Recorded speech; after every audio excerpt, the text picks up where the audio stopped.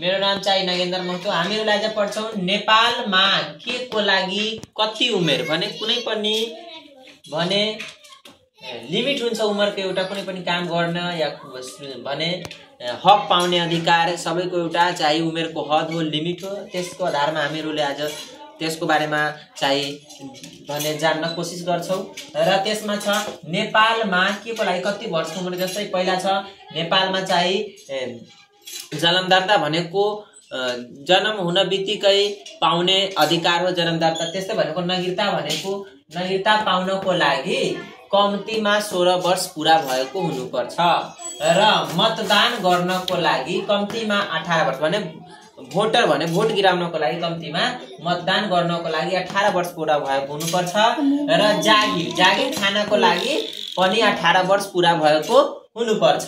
एक दिन पनि कमी भयो भने हुँदैन, 18 वर्ष पूरा भएको हुनुपर्छ र गाउँपालिका अध्यक्ष वा भने गाउँपालिका अध्यक्ष हुनको लागि या उपाध्यक्ष हुनको लागि 21 वर्ष पूरा भएको हुनुपर्छ र नगर प्रमुख वा उपप्रमुख हुनको लागि 21 वर्ष पूरा भएको हुनुपर्छ र प्रधानमन्त्री हुनको लागि भने 25 वर्ष पूरा भएको हुनुपर्छ र राष्ट्रपति हुनको लागि 45 वर्ष पूरा भएको हुनुपर्छ र राष्ट्रिय सभाको सदस्य हुनको लागि चाहिँ 25 वर्ष पूरा भएको हुनुपर्छ र त्यसपछि वडा अध्यक्ष हुनको लागि भने वडा अध्यक्ष हुनको लागि वा वार्डको सदस्य हुनको लागि 21 वर्ष पूरा भएको हुनुपर्छ। धन्यवाद।